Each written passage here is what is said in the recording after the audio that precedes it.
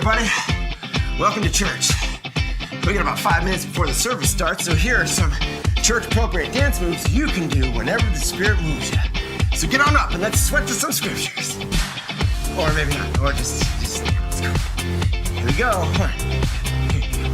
1, 2, 3, 4.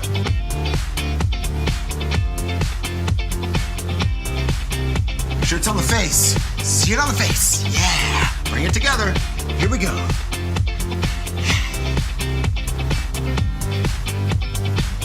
Let it go. You take the stone, you let it go. You're unhindered by armor. Let that elbow sway. Elbow, elbow, elbow, elbow, elbow. Okay. One of my personal favorites.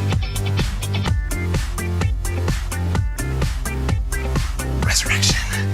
You gotta get down to get back. Keep working it, guys. Keep working. You're doing great. I'm doing great. I'm getting a little tired.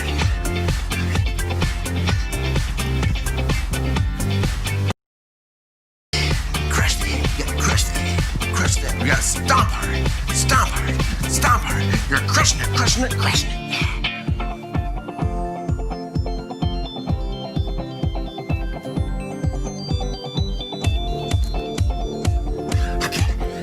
Good break there, good break. Good job, guys. Here we go, ready?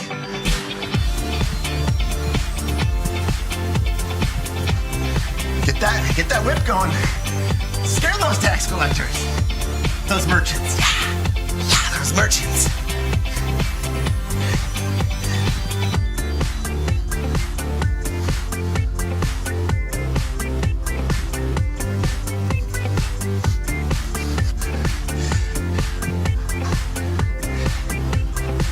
Make sure you look afraid. And this is salt.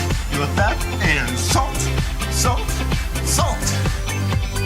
Salt, salt, salt, salt, salt, salt, salt, salt. Oh boy. You're kind of getting. You're doing great, everybody. Nope, almost. Okay, I can do all things through Christ who strengthens me. 2 minutes, 30 seconds left. Here we go. Pull it together. 1, 2, 3, 4.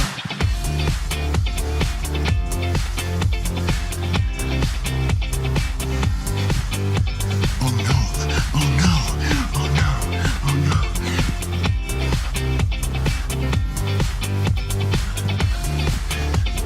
Wrestle with God, wrestle with God, wrestle. You gotta wrestle with God and he hits your hip. You'll walk like this for the rest of your life. But that's okay, because you got his blessing. 2 minutes left. No longer. I'm gonna go for the bucket. No! I'm not gonna puke. Okay. Sharp the knife. Ride the horse up the mountain with the knife. Put your boy in the back. Hoist it up. No! Hoist it up. Abraham, no! Hoist it up. Abraham, no! 1 minute 30, guys. We can do this.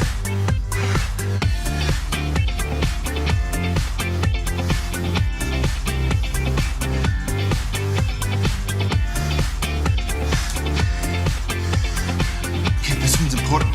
The meekness is important. All right, 1 minute, guys. We're doing great. Keep it meek, but then watch this. This is not meek. Coming at the end. With swords! Swords! Cut down the enemy! Flame them dead! Flame them dead! Flame them dead! Whew! Whew! Yeah, there. You do it. This one's important too. We're just sowing the seeds. Here we go. Sowing her. Make sure you hit that fertile ground. Stay away from the grass.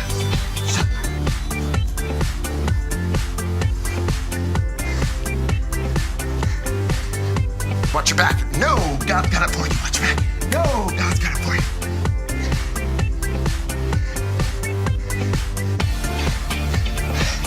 I don't know how much more I can do this. You're gonna have to take it for me. On the last push. Literally. Stand 10. 14. Left another. 20. Okay, guys, we didn't have to start. Let's just start the service. Let's start it.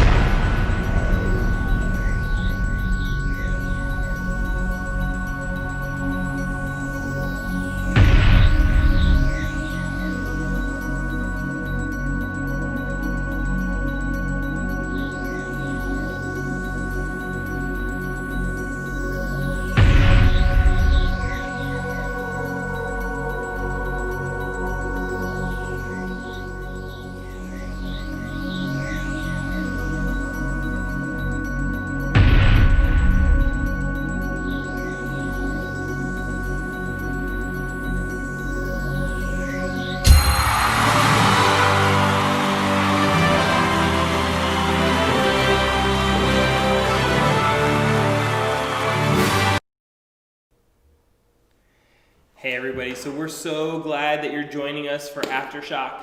I know we're starting a little bit later. Just want to let you know that What's the Scoop has been awesome. You know what, when you haven't seen each other for so long, sometimes the time that you plan for travel isn't so much travel time, but it's longer time to talk to each other. So with that, I'm going to share some announcements real quick. So I'm Jordan. I'm the youth pastor here of Aftershock at Gethsemane United Methodist Church in Seaford. Tim, one of our leaders, is behind the scenes. He kind of helps run some of the technology sides of things, but let's talk about What's the Scoop. So What's the Scoop has been awesome, and I have traveled all over from Hurlock, Federalsburg, Seaford, in between. It's been awesome. So if you're watching this and you have not signed up for that, there are 2 dates for this Tuesday. If nobody signs up, I'm just stopping the What's the Scoop. And any ice cream I have left in my freezer, what that means is that the adult leaders are going to have a date that we're going to plan, that we're going to come here to the church parking lot, and we're going to have our own What's the Scoop, and I'm going to bring the scoops for them. But this will be the last time that you have a chance to sign up. If you need a different date, if Tuesday doesn't work, you just need to reach out to me. I've sent several emails letting families know that if that date doesn't work, that I'll work something out with you.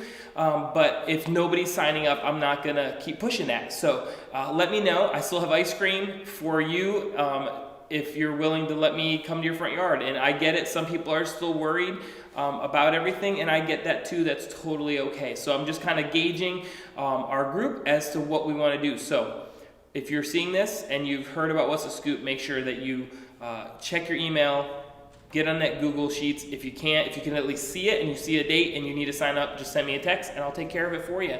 Okay, but it's been an awesome time of getting together. So with that, we sent out the remind messages today that we were starting later, so make sure you're signed up for those. If not, you can reach out to me, or you can look at the graphic on your screen and you can sign up yourself. And that way you'll get messages like today when I said we're starting at 7:15 because I was running late. So make sure you're up to date with that. The other thing is the weekly Devos. We're going to be throwing up another weekly Devo this week. Tim's done another Devo. Dale and Tim have been awesome at supporting you guys during this crazy time where you're stuck at home, to be able to give you something to maybe get through the week, something that could be inspirational and uplifting and challenging, and they've tried to tie it into some of the things we've been talking about at youth group too, so that's always awesome. Today, at the end of youth group, we're going to do a Zoom. It should be the same login and password, but I will send those out immediately when we're done, because my phone is the one videoing right now. So I can't send it to you now, but I will send it to you immediately after. I'll send it through Remind. If you don't get the Remind messages, please make sure that you reach out to one of the youth that does. We'll get you on, but what we're going to do is we're going to be doing a scavenger hunt. So you're going to have to be mobile and ready to run around your house. We're going to give away points, and then we're going to give away our last Rona DoorDash for this time together.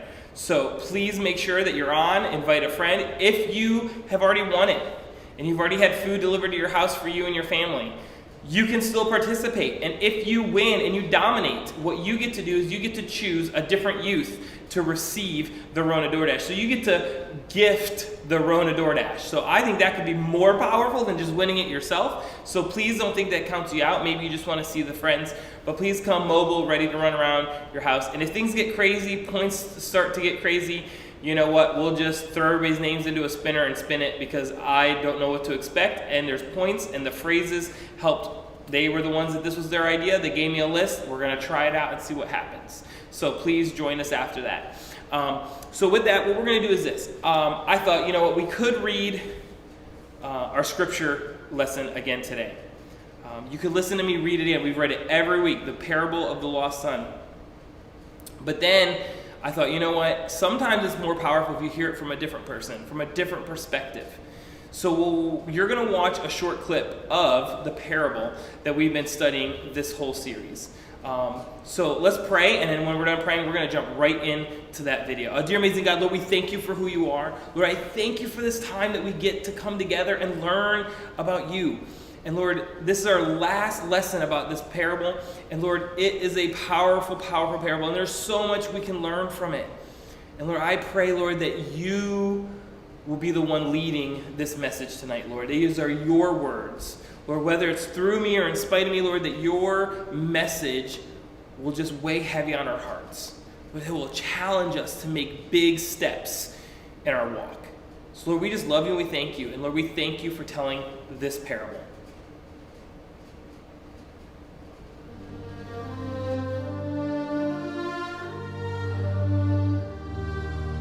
A certain man had 2 sons. And the younger of them said to his father, "Give me the portion of goods that falleth to me." And he divided unto them his living.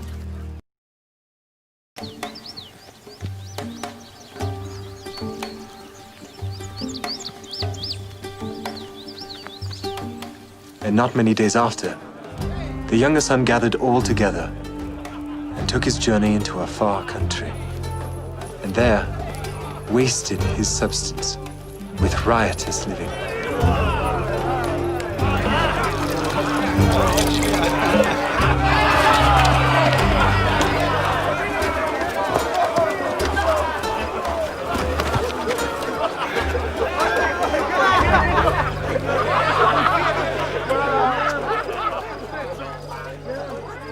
And when he had spent all, there arose a mighty famine in that land, and he began to be in want. And he went and joined himself to a citizen of that country, and he sent him into his fields to feed swine. And he would fain have filled his belly with the husks that the swine did eat, and no man gave to him.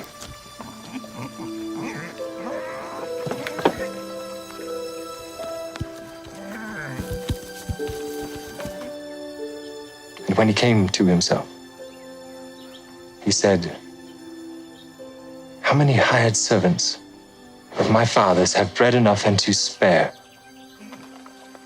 I will go to my father. I will say unto him, Father, I have sinned against heaven and before thee, and am no more worthy to be called thy son. Make me as one of thy hired servants." And he arose and came unto his father. But when he was yet a great way off, his father saw him and had compassion, and ran and fell on his neck and kissed him. And the son said unto him, "Father, I have sinned against heaven and in thy sight, and am no more worthy to be called thy son."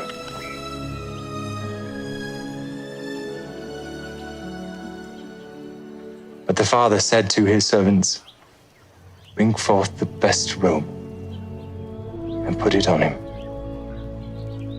And put a ring on his hand and shoes on his feet. And bring hither the fatted calf and kill it, and let us eat and be merry. For this my son was dead and is alive again. He was lost and is found." And they began to be merry. Now his eldest son was in the field. And as he came and drew nigh to the house, he heard music and dancing. And he called one of the servants and asked him what these things meant. And he said unto him, "Thy brother is come, and thy father hath killed the fatted calf, because he hath received him safe and sound." And he was angry and would not go in. Therefore came his father out and entreated him. And he, answering his father, said, "Lo, these many years do I serve thee. Neither transgressed I at any time thy commandment, and yet thou never gavest me a kid, that I might make merry with my friends. But as soon as this thy son was come, which hath devoured thy living with harlots,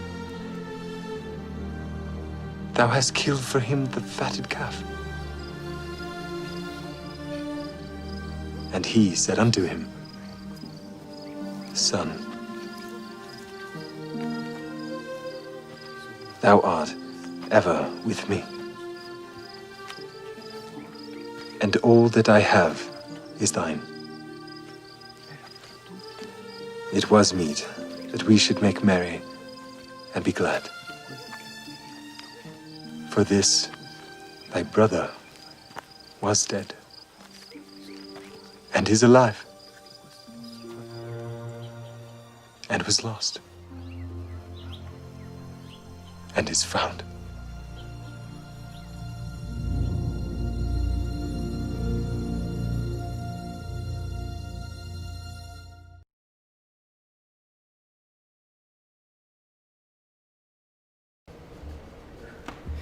So now that we're unmuted, we're going to jump into this. So I really hope that you have been following along with this series. And if not, you can always look back in our YouTube history of videos to catch up on any that maybe you've missed, which is a great thing about having them on YouTube, is you can look back and you can reflect. And you see, I'm always encouraged by God's word and the messages that he can convey through messages. And you know, that's anybody. I can sit through many messages on the same verse, and every person I'll listen to will have a different take, a different discernment over that verse. Are you like me with that? You know, do you ever struggle though with hearing a message? Let me ask that again. Do you ever struggle with hearing a message?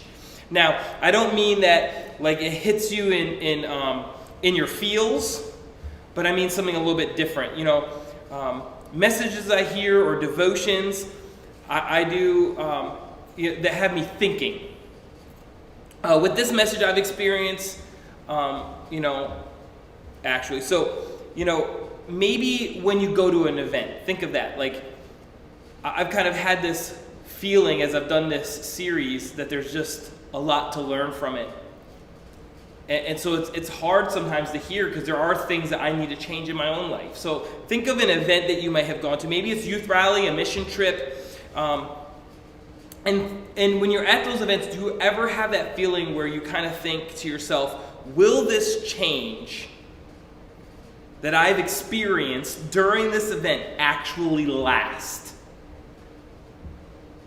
Will what I have experienced here, the change that I'm having in this event, whether it's a weekend or a week long, will it actually last?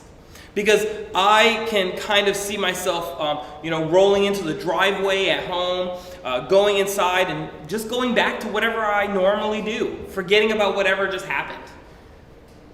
Maybe that's a little bit like you sometimes, you know, but I don't want that. When I hear God's word, I don't ever want to hear it and just go, oh, that was nice. Oh, that was challenging. Wow, that was really good for some people that I know. And then never actually let it last. You know, I want what I've learned and experienced with God through a message at church or at youth group or through a devotion or from an event or wherever we go for something to really help me change. And that can really only happen if I want to change and if I use the tools that I've been given to be able to talk about things and kind of funnel some things out. So as I've been doing the What's the Scoop and as I've had talks over the last couple days, a lot of the things in our country that have been happening have been the number one topic that we've talked about with the protesting and how powerful it is. And one of the things that has come up in some of the conversations has been that we want this voice, this call for change to last. That we don't want it just to be like, wow, remember that one time where there were protests for like weeks long and there were so many people that showed up. Wow, yeah. And I think that's what everybody wants. I think that's what the people protesting want. That's what our black and brown brothers and sisters want. They want the change to last. They don't want it just to be another protest. And that's what's been so powerful about seeing friends and people that I know that look like me protesting as well, is that it helps maybe make that last. But I'm even talking about just messages that we hear. Do you ever have that where you just feel like, I want it to last? I don't want to get home. I don't want to be done with this and just have back to normal life like nothing ever happened. This time together that we've had online has been amazing. It's been encouraging to me. It's also been one of those things, if I was honest with you, has also been a struggle for me. Because it's been one of those things where we've had to learn, adapt, change, and it's not the same as being with people. Talking to a phone and Tim, it's not the same. And I think Tim and our adult leaders would agree that there's nothing like being with people, right? People that are like-minded, people that you want to just care about and stuff. And the other thing that's been challenging is, I think it's something that Pastor Jake and I talk a lot about not trying to do something outside the box, doing something that's not us, not trying to compete with other people. But I fall victim to it too when I start to see numbers drop on our views for a YouTube gathering, which I know is our only way to gather right now. I go into the mode of like, what am I doing wrong? When it's nothing to do with that. It's just busy lives and nice weather. I get that. But there's times where I have to check myself. So as amazing as it is, this is a daunting time. This is an unknown territory. But we've had a great time together. Some great Zooms, some great laughs, some great games, some videos to watch. But, we've done something different. It's a memory that we'll share for years about that time where we used to have to meet on YouTube. We could just look back on this quarantine time and say, yeah, that was fun. Or we could look back and say something a little bit more meaningful like, that was fun, and it was when my life changed for the better because of my relationship with God. I was challenged because I had so much time to actually stop making excuses and spend time with God. I was challenged. I was getting in good routines that helped me moving forward, whether that was eating with my family, slowing down, reading the Bible, doing devotions, watching a devotion that my leaders do, whatever it is, that there'd be something more than just, yeah, that was fun. And there's been so much that we've learned about and talked about as we've read through the parable of the lost son together. It would be easy for us to think that we can take, we got to be able to take 2 or 3 or 4 things and put them to work, right? It'd be easy to think that, but then we get off of YouTube. We log off. And when we do that, we get distracted by the schoolwork that we've let pile up because we've been playing games on our gaming systems for the whole week, and we have 20 assignments due in the next day, right? That's still there, and now you've gotten off from YouTube, from our youth group, and that's waiting for you. Or maybe it's practices are starting up for sports now because we're able to kind of get back together, right? So that's a distraction. Maybe it's the nice weather that you're like, man, why would I want to be sitting watching YouTube and doing youth group when the weather's beautiful outside? I get that, right? So that's there. You have work, right? Businesses are opening. You're being called in. Some of you are looking for jobs. Maybe you're going out with your family because you can finally go have a dinner somewhere where you're not the one having to make the dinner. We realize that we can't do those 2, 3, or 4 new things that we said we were going to do all at once. We're going to fail.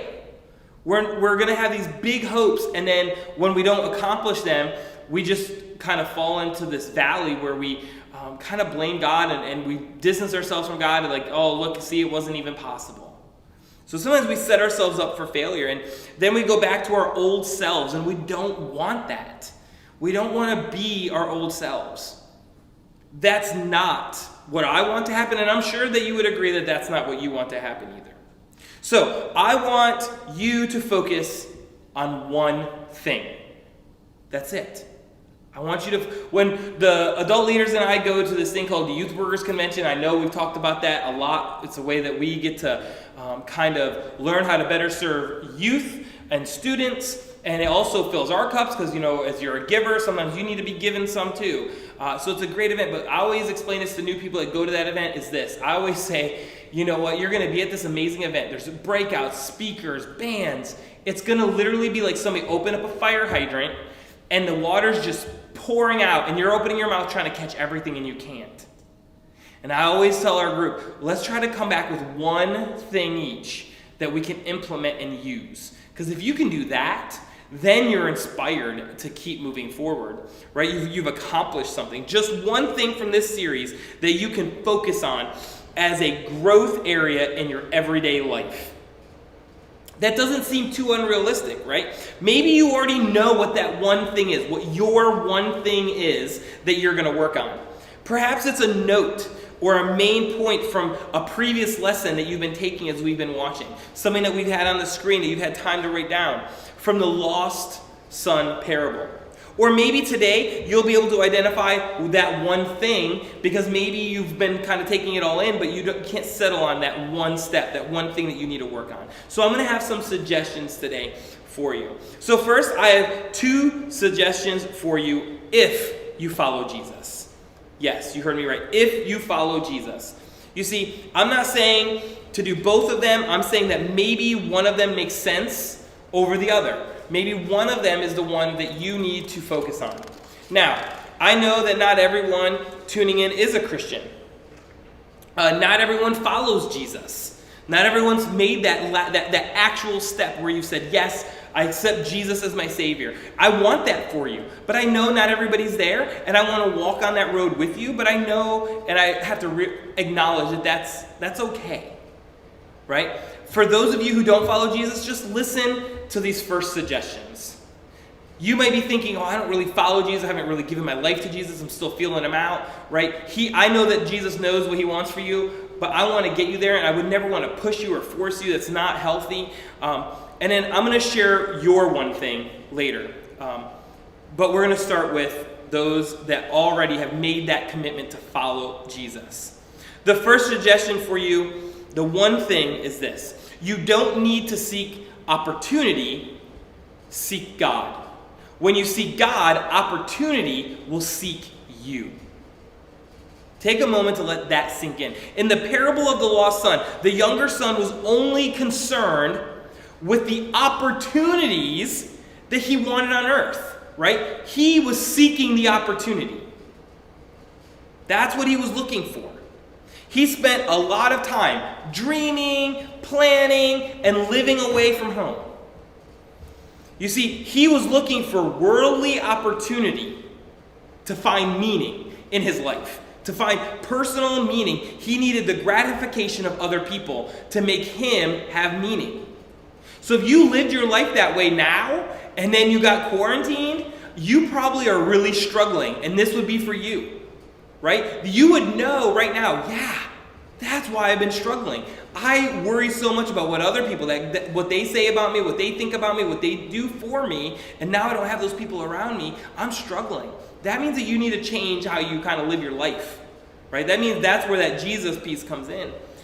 So how does that work out for you when you focus on the opportunity? It doesn't usually work out very well. It sometimes starts off really good, but it never lasts. It never can sustain itself. It's never enough. You see, in this moment when he was at his lowest, the son, he decided to seek God instead of chasing after those earthly opportunities. It's likely that he thought returning to his father would mean that all of his opportunities would be gone, right? We remember reading that in the scripture. You heard that in the video. He thought going back that he was going to have to, he was thinking the whole way back how he's going to apologize and ask for forgiveness. He just wants to be a servant. He just wants to be in the house. He doesn't need anything. He thought his opportunities were gone. You see, he still returned home. He apologized. But then what happened? You see, what happened is, but his father said to the servants, quick, bring the finest robe in the house and put it on him. Get a ring for his finger and sandals for his feet, and kill the calf we have been fattening. We must celebrate with a feast, for this son of mine was dead and has now returned to life. He was lost, but now he is found, so the party began. You see, when the younger son returned to God, his opportunity wasn't taken from him. It was actually given to him. You see, he wasn't punished in that moment. He was praised and celebrated. I just heard in the car today on the way home from church, I was thinking, applies perfectly to this, is that when you go to the dentist, right? There's people that cancel dentist appointments because they're afraid of that horrible question that the dentist asks at a cleaning. How often do you floss? And you either have to lie and say, I floss every day, and he's going to look at your teeth and go, there's no way you floss every day. or he's gonna, right? You fear. There's people that they polled that literally like 20% of some people that have appointments cancel because they're afraid of that question, right? They're afraid of how they're gonna be beaten down by this dentist who's gonna read them the Riot Act, right? Tell them all about the things they're doing wrong. But what usually happens when you're in that position? When you have to say, well, I floss like every now and then when I think of it, like once a month, whatever it is, right? That you floss. And usually they'll go through the nice thing where they'll say, well, you know what, that's good, but we need to move from here, right? We need to get better. I'm going to give you some floss sticks, maybe work with that, right? Try to do it every other day. It's going to be sensitive, but then maybe do it every day. It'll get better, right? They build you up because they know that's what has to happen. See, we anticipate all the negative things, but just like this younger son did. But see, the opportunities were actually there. He was going to be praised and celebrated. See, there is someone listening who has been looking to the world for opportunities. Is that you? I know it was me when I was young. The scholarships, the jobs, the pay raises, whatever it was. You were looking for the worldly opportunities. Looking to the world to tell me how valuable, maybe that's how you are, right? You're looking to the world to see how valuable you are. And what they can and can't do, because it's going to be acceptable by the society. You need to hear this then. If that's you, you need to hear this. You don't need to seek opportunities. You need to seek God. And when you seek God, opportunities will seek you. It will be there. I've heard countless stories of when people stopped trying to do it themselves, gave in to God, cried out to God, prayed to God faithfully day in, day out. They started to have their eyes open that the opportunities were there the whole entire time. You see, there is a difference between seeking God first, praying to God, and then making a decision instead of making decisions, and then just asking God to bless those decisions along the way. That's not how it works. That's completely backwards. What opportunities do you want to have? Like, what opportunities do you really want to have? Have you ever stopped and really thought that through? It's almost like being asked, what do you want to be when you grow up? Why not take those hopes, those plans, and those dreams to God first? Why not trust God's timing? Yes, it will take patience, but you will experience God in a new and exciting way. I was not planning on sharing, but listen, I was just at a birthday party yesterday. I was talking to somebody about being in Seaford. And this person is a para in Seaford, and she's also a pastor in our local community. And so we were talking, and she said, I'm not saying, it was one of those things where she was like, man, they really miss you over at Fred Douglass. And I was like, man, I miss Fred Douglass, but I really love where I am. We talked, and she's like, I can see that God had been preparing you for that. I had told her the whole story from working at Caesar Rodney to going to day treatment to ending up at Seaford. And what's funny is, as I told her that, and then she said that back to me, in my mind, what I was thinking is, I remember when I got out of college, and I said, I don't want to teach in Seaford. I remember being scared of teaching in Seaford because I had given in to the stories that people had said about how, Seaford's a school district that really is like where you start when you can't get jobs anywhere else. I wasn't hearing anything about students. I wasn't hearing anything about the community. It was about like, well, that's like not the best school district. You don't want to try to start there. And it's funny, it's like God had prepared me to open up my heart and be prepared to serve a community that I truly and honestly love and care about. He knew that I wasn't ready, and he's used a lot of opportunities as I've opened up to him in my walk with Christ to get me to a point to be here at Gethsemane, to be working as a school counselor right in the district, to be able to know people within the district, within our community, to help support people and families in need, to support those that have issues with like losing a loved one or maybe a house burn. Like I've had so many opportunities. I've been so prepared for it. And when I look back now, just thinking about it just in this moment, I'm like, man, God had so many opportunities there for me. But that's seeking God first, right? Praying and asking him for guidance and patience. And it's been this many years, and then I'm there, and I'm like, man, I get it. It took a long time, but I'm where I need to be.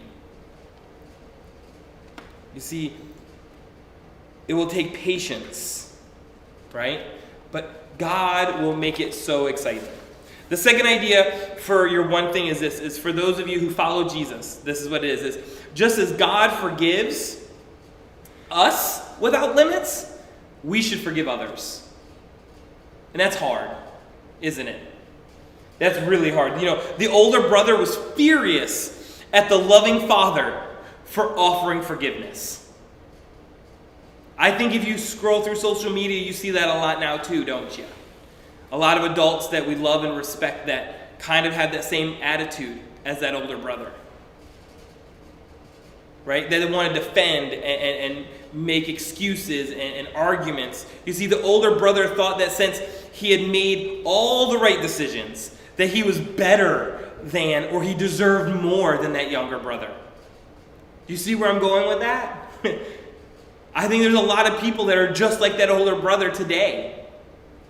But the loving father offered forgiveness while at the same time affirming that older brother. In Luke 15, where you had heard it, it says, the father says this, his father said to him, "Look, dear son, you have always stayed with me. You've always stayed by me, and everything I have is yours. We had to celebrate this happy day." Someone listening has been holding a grudge. Someone listening thinks that since that other person made the wrong choice, that they should have to pay big time for that choice. Here's the deal. God forgave you, he forgave me, he forgave everybody. He's the one who first loved us. Before we even knew what love was, he's forgiven us. So, just as God forgives us without limits, we should forgive others. It doesn't make sense to hold on to bitterness. It doesn't make sense to not forgive another person over petty little things. Now learn from whatever happened. Yes, learn from it. Don't let it repeat itself. But offer forgiveness. It brings peace and comfort.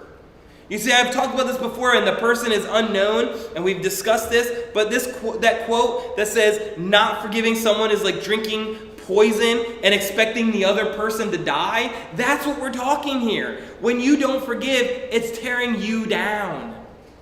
And you think you're pulling one over on that person, but really, you're just killing yourself slowly.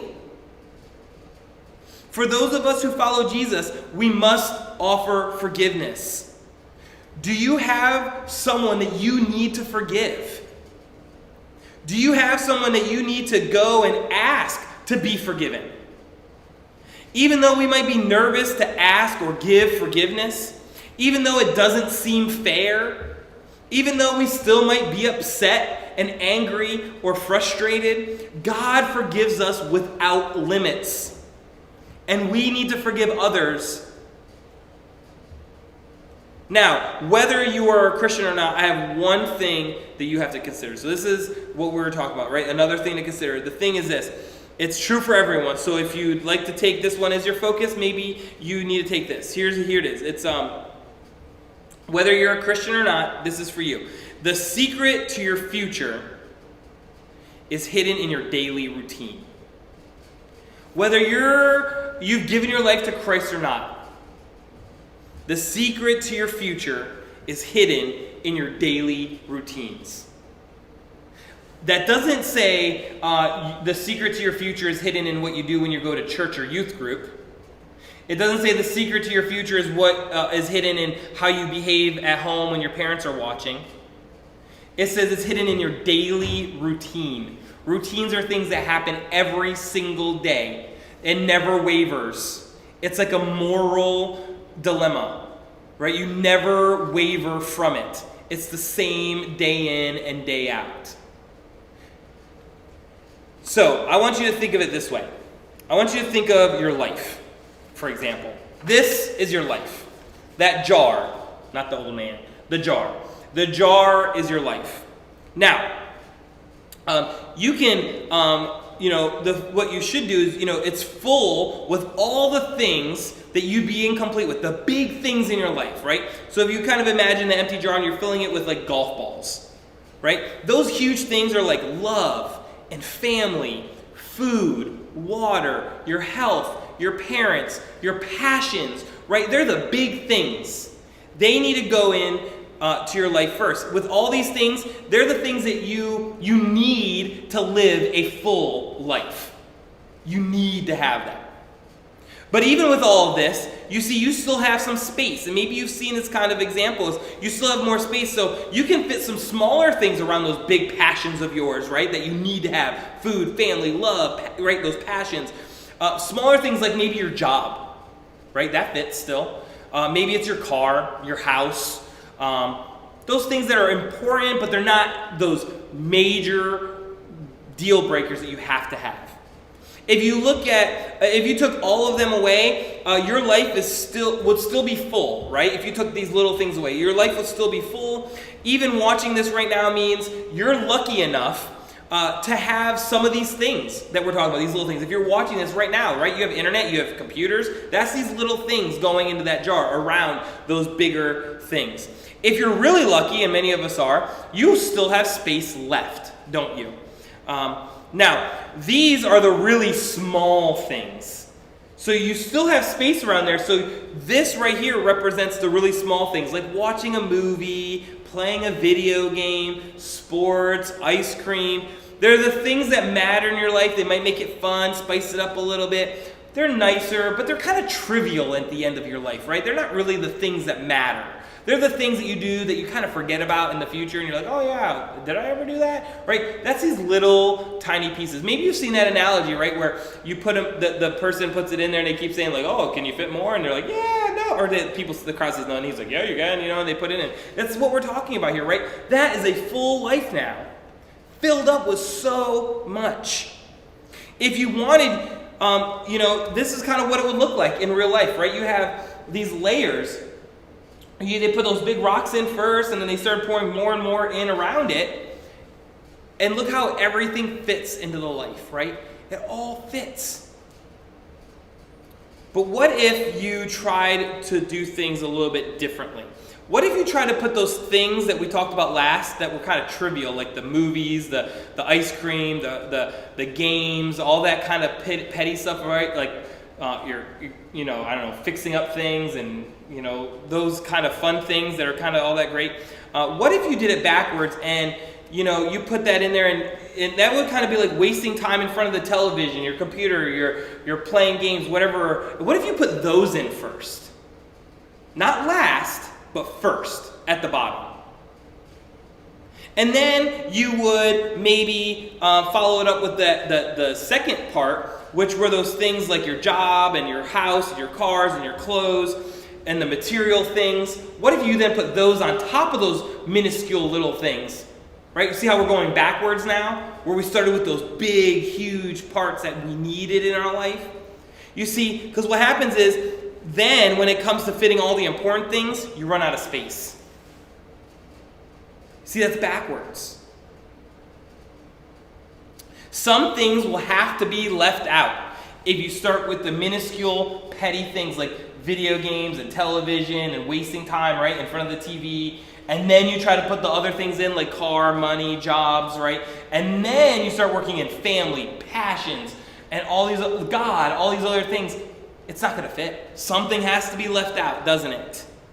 So keep in mind that as you go through your daily routine, make sure that you have time set aside for the really, really important things that need to be in your life first. Right? And then leave space for the rest of it. You see, the secret to your future is hidden in your daily routine. Those big things, your passions and God and your family, those things have to go first. And if you set time aside first for that, guess what? When you get it all into your jar, you have space for a job and a car and those things. And then you have more space for wasting it watching Netflix and scrolling through YouTube and making, going on Snapchat and making TikToks and all that other stuff. You have time for that still. But if you try to do that stuff first, it's not going to be healthy for you. So what is important to you? That's the real question that you have to ask yourself. How do you plan your day? Is it important that we have time for the things that matter most in life? What if you committed to writing down how you go about your day? Like made a schedule, not a schedule to say I'm going to do this at this time and this at that time like you do for school, or maybe your parents did because you weren't doing your work and they wanted to make sure you were staying right in a routine. Not that, I mean like you personally, like how do you spend your time? Do that for a week. Write down like how you're spending your time. Like in each hour block, write down what you're doing with your time. When you're done, review it. And I think that you'd find some time in your day when you could focus on the things that really matter most in your life if you wrote it down. And if you have an iPhone, ever click on a little part that tells you how much you spend on your like apps and stuff? If you've never done that, and you're telling me you don't have time for God or Bible or prayer or anything like that because you have sports, this and that, guarantee that if you click on that little option, boop, and you see how you spend your time on your phone, how many times you open your phone, how many times you click on a certain app, how many minutes you spend on it, you'll find time. Guarantee it. Because I think when you write it down and you really digest that and you look at it, it's kind of shocking. It's kind of like when a man and I made a budget for the first time. We had to print out all of our debit, right? We would always swipe the debit card and we'd print out the records and we started seeing how much money we were spending and we went to cash. Changed everything. Because then you had to see the money leave your hands. But when you're swiping, you don't even know how you're spending your money. You don't even know where it goes. You're not even sure what you're like, I don't even have anything. My shorts have holes in them, my shoes are falling apart, but I make money, where the heck is it all, right? Because you don't even know, you're just swiping a card. It's kind of like that. So, I challenge you to take a step. What will your one thing be? I don't want this just to be another thing that you did, another series that we did, another experience that we had. I want it to last. Maybe you need to seek God before you seek opportunities. Next time that you're like, hey, you know what? I'm going to go out for that play. I'm going to go out for that team. I'm going to try to get in that class. I'm going to try to get that job. Maybe before we take another step, you seek God first. You seek out God and ask for His guidance. You ask Him to create the opportunities. And then you might not get that job, and you might be able to then hold your head up high and say, you know what? There must be a better opportunity for me. If it works out, then you're going to be able to praise God and say, God, yeah, there's opportunities here, and you know what? I'm not going to stop seeking you. Now I'm going to seek you before I step foot in that workplace. I'm going to seek you out before I step onto that stage. I'm going to make sure that I'm being a world changer rather than tearing people down. I'm going to, if I'm on that sports field, how am I going to behave on that sports field? How am I going to hold my parents accountable for how they behave in the stands? Right? It changes. Perhaps there is someone that you need to forgive. Right? Maybe that's your step. Or is there someone that you need to go to and ask for forgiveness? Someone that you've wronged or judged or said something about behind their back, and you need to ask for the forgiveness. What if you reviewed your daily routine and how you spend each day? Maybe that's your step. That you write out just every hour. You wake up at 8 o'clock because you're going to wake up at a normal time, spend a normal day, 8 o'clock. And then for that hour, you just kind of list real quick. What did you do from 8 to 9? Right? Ate breakfast, scrolled through social media, made a couple TikToks, right? 9, right? Write down what you did. If it's, again, scroll through social media, made a couple TikToks, we know there's a problem, right? Then you start to realize, oh my gosh, right? You're honest, it's just you, but maybe you need to look at your daily routine. The time that we have together here online has been amazing, right? It's awesome. I'm glad that we're able to spend it together. I'm proud of those that continue to tune in and watch and participate and be a part of this. I hope, though, that when we look back in 20 years, we remember that it was more than just a horrible time where we were stuck at home, a time of disappointments or letdowns from the end of the school year or sports or whatever it was, but it would be a time when we were transformed by God. New routines made with family and God.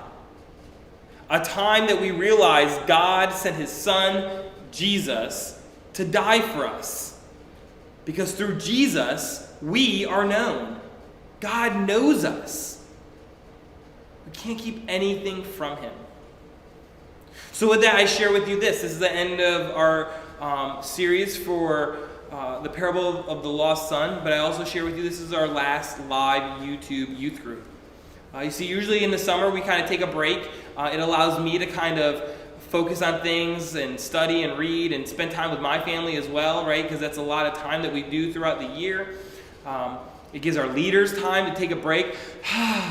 Now look, I know we haven't been doing youth group for the last couple months. You may be thinking, Jordan, what do you need a break from? I'm telling you what, I'm busier and crazier now than ever. It's stressful.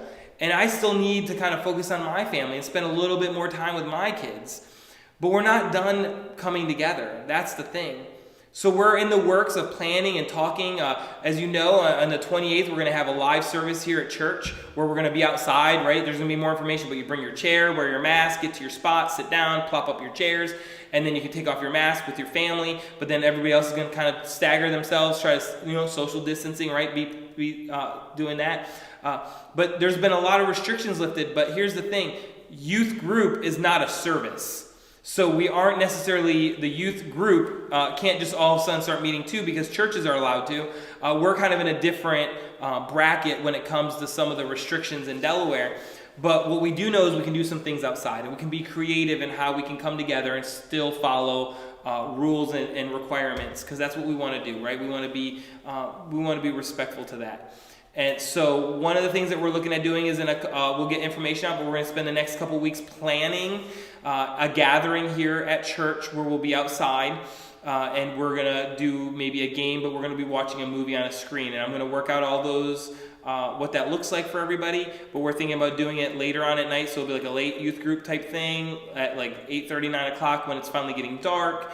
We'll play maybe a game on the big screen and then watch a movie, but we'll at least be able to set up our chairs distance from each other where maybe we don't even really watch the movie, that's just playing, but we'll be able to be together and talk. Maybe I'm working on some things, some creative ideas of what we can do to make sure we have food, right? Because you got to have food, something to kind of help us out with starting conversations and talking and laughing. And so stick around and stuff, but pray for this whole time and that we make good decisions. And I'm hoping that once we do that first step, maybe the next step is moving on to doing something a little bit different, like just doing some games outside and stuff, and just being smart about washing things and getting Germ-X. And we're probably really leaning towards a waiver. So that's kind of where we're looking towards it, so that we know that every youth that comes, the family knows that where you are, that you are at a youth event, that you are here, so that we know that, if there is a risk, that they know that risk is being taken, and that, that's their choice. And we also respect the youth that maybe choose not to come around because of health conditions or health situations. But we're going to continue with weekly devos. I'm going to jump in and help with some of those as well. And we're going to continue to meet that way too. But we just want to, I think everybody with Zooming and through school or schoolwork, we all kind of need a break, right? Some time to focus on family and stuff. But we don't want to distance ourselves from God. So I share that with you for the first time, and we'll get that out through emails and some other outlets too. But it's been an exciting time. And I don't want this just to end. I don't want it just to be like, oh, yay, that's what we did. I want something to last. So take that one thing, use it in your life, and use it to better yourself and to better your walk with Christ. We love you guys. If you've not heard anybody tell you that today, I want you to know that. I love you. Our leaders love you. They care about you.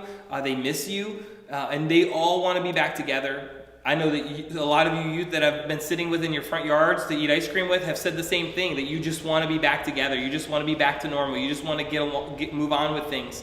That it's always going to be there. We get that. There's just rules and things that we have to follow. So be patient with us. And you know that we're doing everything we can to be together and to walk through life together. So we love you. We care about you. In a couple minutes, I'll send you guys a Zoom invite, and we'll jump on right away. So take care. We love you.